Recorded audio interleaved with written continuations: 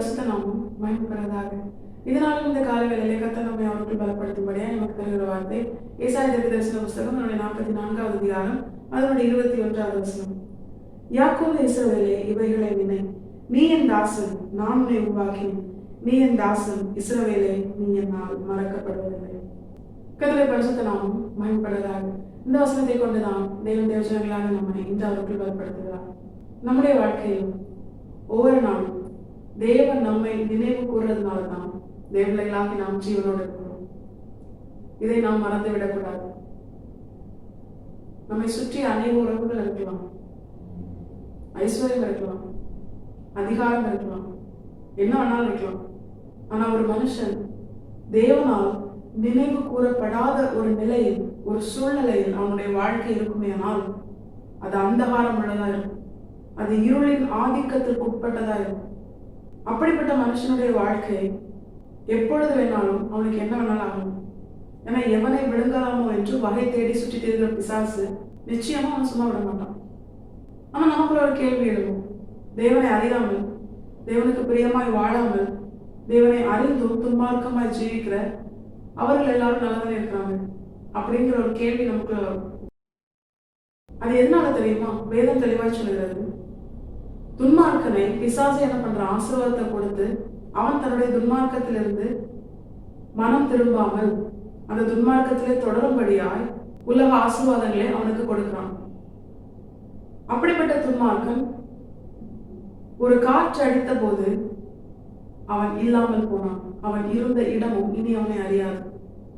ஆனா தேவ பிள்ளைகளாக நம்முடைய வாழ்க்கையை திரும்பி பார்த்தோமேனால் ஒரு காற்றாகும் ஒவ்வொரு சூழ்நிலையும், ஒவ்வொரு நிமிடமும் அநேக புயல்கள் நம்மேல் வந்து மோதுகிறது போன்ற சூழ்நிலை, சோதனைகள், சூழ்நிலைகள் நமக்கு ஏற்படுகிறது. ஆனாலும் இன்றும் நிற்கிறோம், இன்றும் ஜீவனோடு இருக்கிறோம். இது எதனால தெரியுமா? நம்முடைய தேவன் நம்மை மறக்காமல், நம்மை நினைவு கூர்ந்து நம்மை பாதுகாக்கிறதுனால.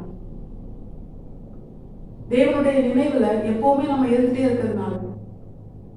ஆனா நம்முடைய வாழ்க்கையில் ஏற்படுகிற சோதனையினாலையும், பிரச்சனையினாலையும், சூழ்நிலைகள், நெருக்கங்கள், பிசாசினால் ஏற்பட்ட மனிதர்கள், இப்படிப்பட்ட காரியங்கள்னால நம்ம என்ன நினைக்கிறோம்? ஆண்டவர் என்ன மறந்துட்டாரு, என்னை சுற்றி இருந்த உறவுகளும் மறந்துட்டாங்க, ஆண்டவர் மறந்துட்டாரு, இனி எனக்கு வாழ்க்கை இல்லை அப்படிங்கிற ஒரு நிலை, ஒரு மனநிலை நமக்குள்ள ஏற்படுது. வேதம் தெளிவாக சொல்லுகிறது, அப்படிப்பட்ட மனநிலையில் இருக்கிற மனிதர்களை பார்த்து வேதம் சொல்லுகிறது, சியோனோ வெனில் தேவனனை கைவிட்டார், ஆண்டவரனை மறந்தார் என்று சொல்லுகிறாள். ஆனால் ஸ்திரீயானவள் தன் கர்ப்பத்தின் பிள்ளைக்கு இறங்காமல் தன் பாலகனை மறப்பாளோ? அவர்கள் மறந்தாலும் நான் உன்னை மறப்பதில்லை நான் சொல்றாள். தேவன் நம்மை மறந்து போக மாட்டார். அவர் மனம் மாற மனிதன் அல்ல, பொய் சொல்ல மனுபுத்திரனும் அல்ல. நிச்சயமாய் தேவ பிள்ளைகளாகி நம்மை அவர் நினைவு கூர்ந்து, நமக்கு அவர் தந்த வாக்கு தத்துவத்தை நினைவு கூர்ந்து, அதை ஏற்ற வேலையை நம்முடைய நாமம் மகிமைப்படும்படியாக தேவ பிள்ளைகளாகி நம்முடைய வாழ்க்கையில் செய்து முடிப்பார். அதே பிள்ளைகளாகி நாம் நினைவு கூற வேண்டிய பிரதானமான காரியம், தேவன் நம்மை நினைத்து கொண்டே இருக்கிறார். அவர் நம்மை மறக்கவே இல்லை. அப்படி அவர் நம்மை நினைத்ததுனால்தான் தாயின் கருவில் உருவாக்கும் முன்னமே நம்மை அறிந்து, நம்மை முன்குறித்து, நம்மை அழைத்து, நம்மை நீதிமான்களாக்கி மகிமைப்படுத்திக் கொண்டிருக்கிறார். தேவர்களாக நாம் விசேஷித்தவர்கள். அவர் நம்மை நிச்சயமாய் மறந்து போக மாட்டார். அப்படி அவர் மறந்திருந்தால்னா இதுக்கு முன்னாடி நம்ம சந்திச்ச சூழ்நிலையில, பிரச்சனையில நம்ம இல்லாம போயிருப்போம். ஏன்னா தேவ பிள்ளைகளை அழிப்பதுதான் பிசாசின் பிரதானமான நோக்கம். உலகத்துல எவ்வளவு இருக்கிறாங்க, ஆனா தேவ பிள்ளைகளுடைய வாழ்க்கையில் தான் அதிகமான போராட்டத்தை, அவர்கள் ஜீவனை சேதப்படுத்தும்படியான சூழ்நிலை பிசாசு கொண்டு வரும். வேதம் முழுக்க பரிசுத்தவான்களுடைய வாழ்க்கையில் நம்ம பார்க்கலாம். பாவம் செய்கிறவர்களை பிசாசு என்ன பண்ண மாட்டான்? தொந்தரவே பண்ண மாட்டான். ஏன்னா எப்படி அவங்க பாவம் செஞ்சு முடிவில் எங்கதான் போவாங்க? நரகத்துக்கு தான் போவாங்க. ஆனா எவன் ஒருவன் பரிசுத்தமாய் வாழ்ந்து பரலோகத்தை சுதந்திரிக்க வேண்டும் என்று பிரயாசப்பட்டு தன்னை கர்த்தரின் கரத்துல அர்ப்பணிக்கிறானோ அவனை விழத்தள்ள வேண்டும் என்று பிசாசு என்ன பண்றான்? கர்ஜிக்கிற சிங்கத்தை போல சுத்திருக்கிறான். அதே பிள்ளைகளாகிய நாம் இன்றும் ஜீவனோடு இருக்கவும், இன்றும் நிற்கவும், இந்த சூழ்நிலையில் விழுந்து போகாதபடிக்கு இன்று நாம் ஜீவனோடு வாழ என்ன காரணம் தெரியுமா? கர்த்தர் நம்மை மறக்காமல் நம்மை நினைவு கூர்ந்து பாதுகாக்கிறார். அப்படிப்பட்ட நல்ல தேவன், நல்ல தகப்பன் நம்மோடு கூட இருக்கிறார்.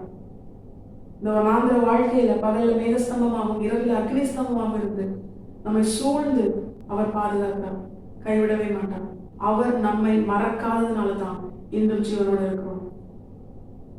இதுவரைக்கும் மறக்காமல் பாதுகாத்தவர் இனிமேலும் மறக்காமல் நித்திய ஜீவனை கொண்டு சேர்க்கும் வரைக்கும் நம்மை பாதுகாப்பார். நிச்சயமாய் நமக்கு தந்த வார்த்தையை வாக்குத்தத்தங்களை ஏற்ற காலத்தில் நிறைவேற்றி நம்மிலே நம்முடைய தேவன் மகிமைப்படுவார். இப்படிப்பட்ட மேலான ஆசீர்வாதத்தை நாம் நம்முடைய வாழ்க்கையில் சுதந்திரிக்க வேண்டுமானால் தேவன் நம்மிடத்தில் எதிர்பார்ப்பது என்ன தெரியுமா? நாம் அவருடைய ஊழியக்காரர்களா இருக்கணும். மீண்டும் மீண்டும் அந்த வசனத்துல ஆண்டவர் அதான் சொல்றாரு, நீ என்னுடைய தாசன், நீ என்னுடைய ஊழியக்காரன். ஊழியம் என்பது சபை ஊழியம் மட்டுமல்ல. தேவ பிள்ளைகளாகி நம்முடைய அழைப்பை வெளிப்படுத்த விசேஷம் 1:6 பிரகாரம் ராஜாக்களும் ஆசாரியர்களும் என்ற அழைப்பு தான். தேவ பிள்ளைகளாகி நாம் ஒவ்வொருவர் மேலும் தேவன் ஒரு ஊழிய திட்டத்தை வைத்திருக்கிறார். எப்படிப்பட்ட ஊழியத்தை, ஆசாரியத்துவத்தை தேவன் நமக்கு வைத்திருக்கிறார் என்று தேவனிடத்துல ஜெபித்து அதை கேட்டு அதை அறிந்து கொண்டு அதன்படி செயல்பட வேண்டும். சிம்பிளா சொல்லணும்னா, கர்த்தருக்கு ஊழியம் செய்யணும், உலகத்துக்கு ஊழியம் செய்யக்கூடாது. அப்படின்னா என்ன அர்த்தம்? இதை இன்னும் புரியுற மாதிரி சொல்லணும்னா, ஒரு வேலைக்காரன் ஒரு எஜமானுக்கு கீழ் வேலை செய்யும் பொழுது அவன் என்ன செய்ய வேண்டும் என்று அவனுடைய எஜமான் யாருக்கு அவன் ஊழியம் செய்கிறானோ அந்த எஜமான் சொல்லுகிற காரியத்தை கேட்டுதான் அவன் செயல்பட வேண்டும். அந்த வேலைக்காரனால என்ன செய்ய முடியாது? தன்னுடைய சுய இஷ்டத்தை அந்த இடத்துல செய்ய முடியாது. தன்னை சூழ்ந்திருந்து வருகிற சத்தங்களை அவன் செயல்படுத்த முடியாது. தன்னுடைய எஜமான் தான் யாருக்கு வேலைக்காரனாய் ஊழியம் செய்கிறானோ அந்த எஜமான் தனக்கு சொன்ன காரியங்களை மட்டுமே அவன் செய்வான். தேவர்களாகி நாம் இப்படிப்பட்ட ஒரு நிலையில் நம்முடைய தேவனுடைய சமூகத்துல நாம் நம்மை அர்ப்பணிக்கணும். கர்த்தர் என்ன சொல்கிறாரோ அதற்கு நாம் செவி கொடுக்கணும். கர்த்தர் என்ன சொல்கிறாரோ அந்த காரியத்தை நாம் செயல்படுத்தணும். கர்த்தர் என்ன சொல்கிறாரோ அந்த வார்த்தையை, கர்த்தருடைய வார்த்தையை நம்முடைய வாழ்க்கையாக்கணும். நம்முடைய சுயமோ, நம்முடைய விருப்பமோ எண்ணங்களோ, நம்மை சூழ்ந்திருக்கிறவர்களுடைய விருப்பமோ எண்ணங்களோ நம்முடைய வாழ்க்கையில் நிறைவேறக்கூடாது. நம்மை குறித்த நம்முடைய தேவ திட்டம் நம்முடைய வாழ்க்கையில் நிறைவேறும். அப்படி நாம் நம்மை கர்த்தருடைய ஊழியக்காரர்களாய் அவருடைய பாதத்திலே முழுமையாய் அவருடைய சித்தம் செய்ய அர்ப்பணித்தோமையானால் நம்மை பார்த்து கர்த்தர் சொல்லுகிற வார்த்தை என்ன தெரியுமா? யாக்கோபே, இஸ்ரவேலே, இவைகளை நினை, நீ என் தாசன், நான் உன்னை உருவாக்கினேன். நீ என் தாசன், இஸ்ரவேலே, நீ என்னால் மறக்கப்படுவதில்லை.